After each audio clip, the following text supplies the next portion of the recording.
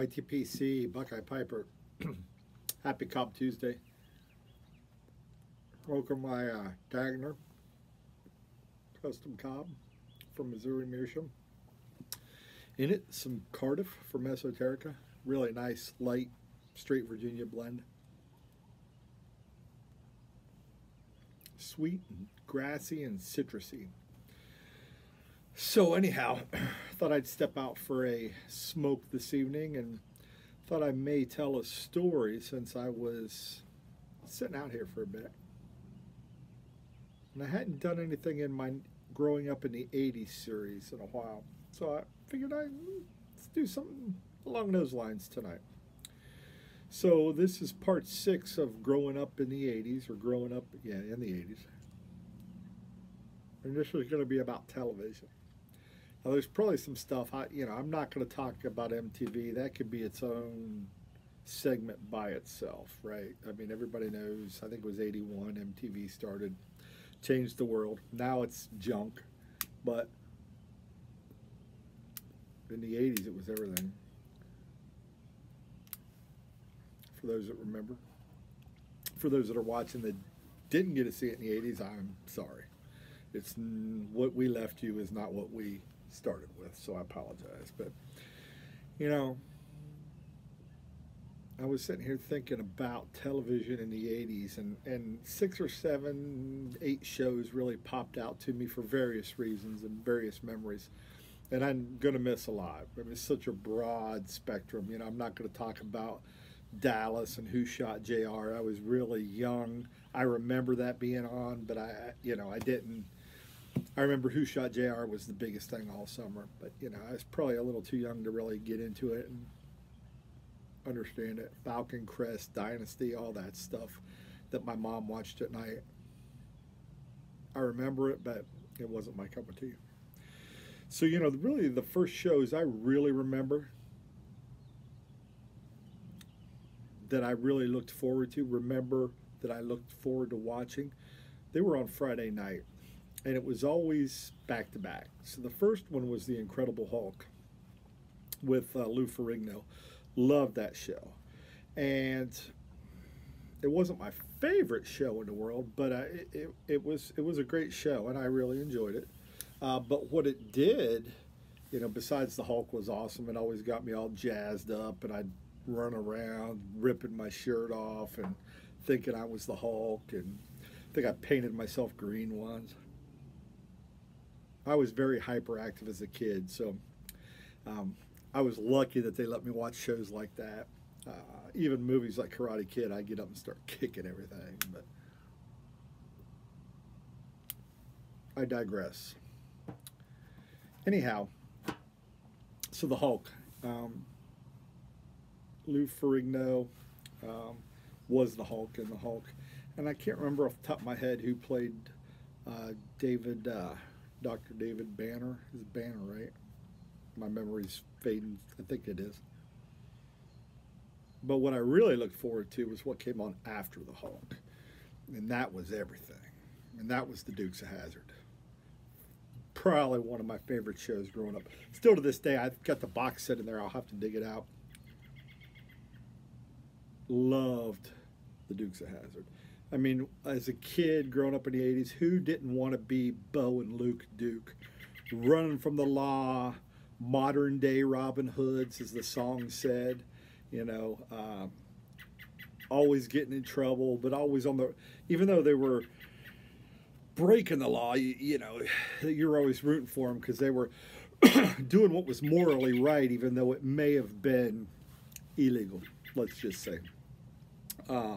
Outrunning the cops, jumping cars, speeding, all that stuff, but they always fought for what was right. Who could forget Boss Hogg and Roscoe P. Coltrane and his dog Flash? Man, Roscoe kind of gives me cringes when I hear that name, because growing up, my last name is Rouse Culp. Rhymes with mouse and gulp, but a lot of people can't say it. So a lot of people say Roscoe, and I got called Roscoe and Roscoe P. Coltrane and everything else. It wasn't cool back then.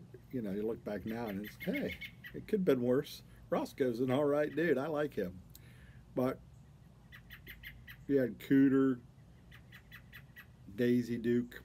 What boy wasn't in love with Daisy Duke? And I'm sure the ladies watching, what lady wasn't in love? Probably with Bo Duke, but depending if you like blondes or dark haired guys. But the General Lee, Uncle Jesse, Shepherd the Lost Sheep, Shepherd the Lost Sheep, come in, Lost Sheep. Daisy running around in her Jeep, and Enos chasing after her all the time, was just totally in love with her. There was nothing better. And then I believe for a while it did come on Saturday mornings or Saturday after cartoons. If I remember right, that would have been a little later. But man, I remember Fridays was the Incredible Hulk and Dukes of Hazzard. Another big one for me in the '80s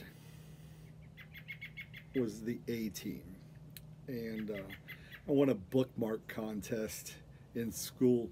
I was able to draw, kind of the A-Team van. It was one of the few things I could ever draw. And I drew that being chased by a police car, and my caption was "A good book goes fast."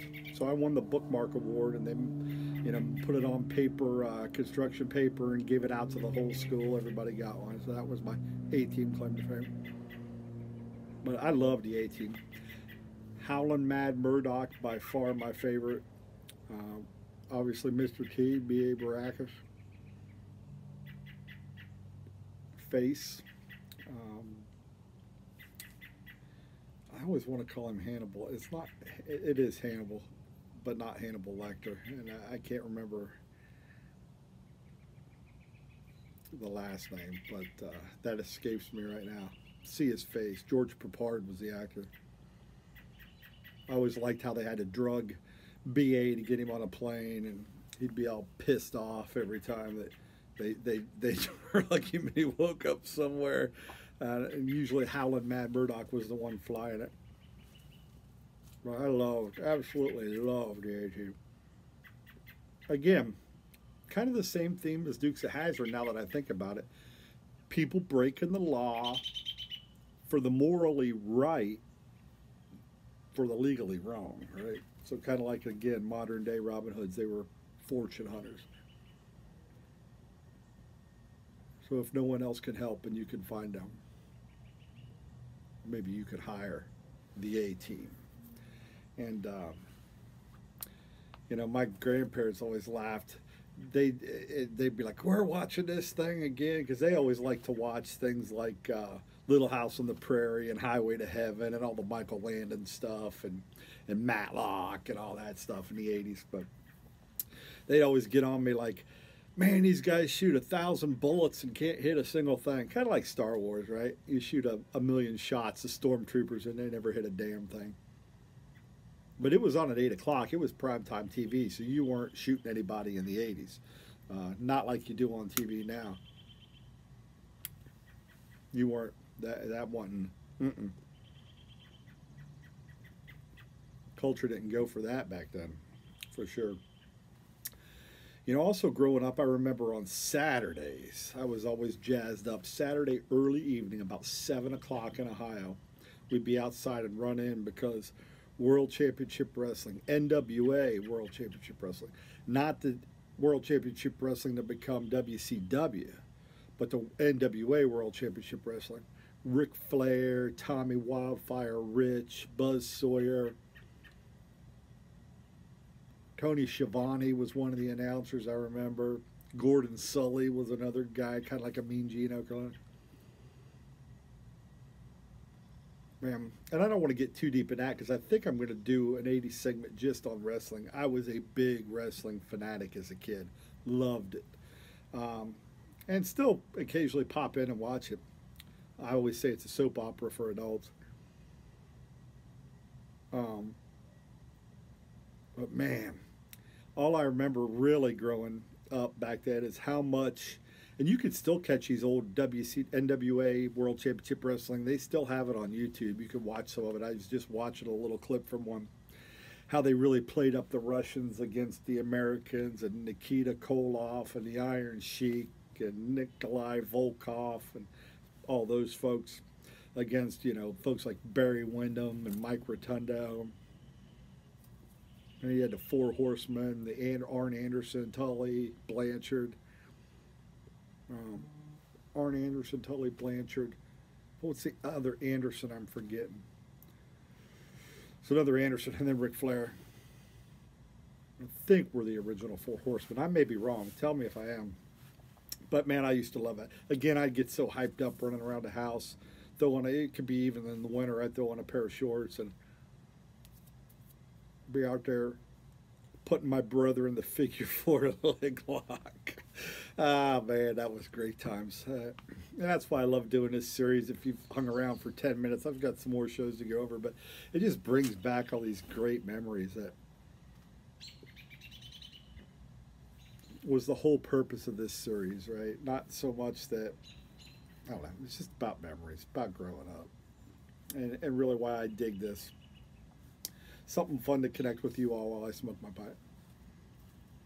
As I got a little older, and by older, I'm probably meaning tween and teen years. A couple shows I remember big time on Thursday night, because I'd always hang with my mom on Thursday night, because remember I grew up with my grandparents, and they were always at the Lions Club. My grandma was a caterer for years. I could do a video on that.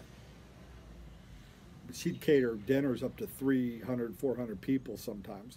But she cooked for a lot of folks, and the Lions Club was one that she cooked for. And Wednesday night was one of their meeting nights. I think it was the third Wednesday or third Thursday. It was Thursday night, third Thursday of every month or something like that. But I always remember watching Cosby Show and Cheers. I was probably a little young to appreciate Cheers as much as I do now. But how do you not like the Cosby Show? Funny, if we only knew then what we know now, right? Poor Cosby's up in the pen. Who knows what's going on there? But it was a great show. Heathcliff Huxtable and Theo Huxtable and the whole Rudy. Rudy was awesome. Such a cute kid. And funny as heck. They were always getting into something. So I loved the Cosby Show. And then Cheers. Norm was, that's what I lived for when Norm would walk in and everybody, Norm! And Cliff Clavin telling his stupid stories. Probably, again, I was probably a tick too young to really appreciate the humor. I got a good chunk of it, but probably some of it went right over my head. Also during that time frame, another big one was on Tuesday night, and that was Alf. Alien Life Form. So really remember that one, and I never missed an episode of Alf. From Melmac, loved to eat cats, right? Hey Willie, I think was what his tagline was. And the way he laughed. I've heard they're doing an Alf reboot, which hopefully they do. I'd love it if they reboot. Some of the reboots suck, and I know that, but I'd love it if they did a few reboots, especially maybe something like Alf. Alf would be cool. If they did a reboot of that. And then getting more into my teen years, the last show I'll talk about, and the one that really stuck out to me in my teen years, and it was on Sunday nights, was Married with Children. What teenage boy was not in love with Kelly Bundy? Everybody loved her. Kelly Bundy, Christina Applegate, everybody was in love. Bud Bundy was such an idiot. And then Al, his tagline always, well, a fat lady walked in the shoe store today. And not PC at all, Not as bad as the 70s and early 80s with Archie Bunker and them. But man, he would always go, and then Peg was always harping on him, and just, he always wanted to die, and my life sucks, and I'm a shoe salesman, and always getting into something. Always Darcy next door and Jefferson. Something was always Steve. Steve was original. Jefferson came in later, but Steve was originally with Darcy. Then they switched it out at some point. But man, I still catch Married with Children every now and then on TV Land or something if it's on. I don't seek out a lot of these shows, but they're out there if you're interested.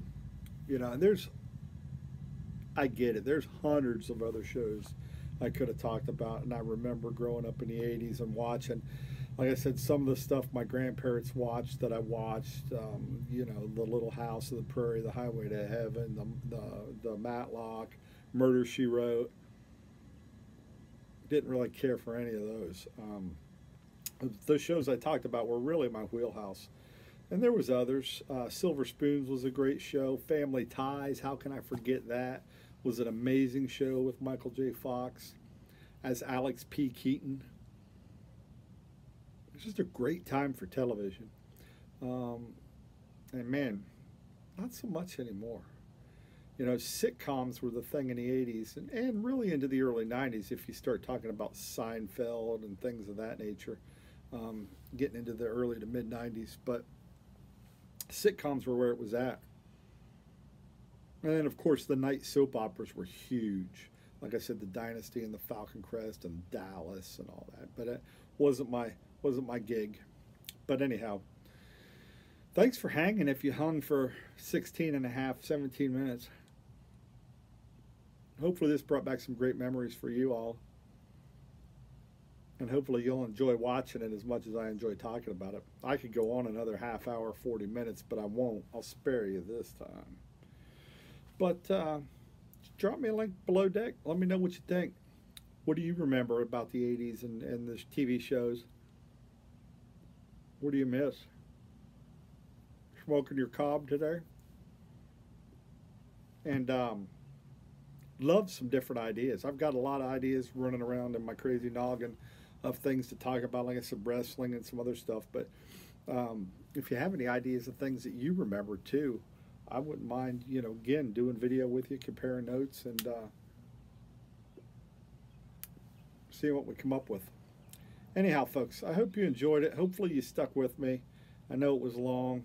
I think my average watch time is 4 minutes, so I'm pretty sure I'm talking to myself at this point. So if anybody's stuck with me this long, give me a thumbs up down below. And thank you for doing so. And if you didn't, thanks for watching the little bit you did. And hopefully you enjoyed what you did see.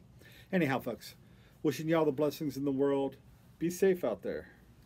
We'll talk to you later. Have a great night.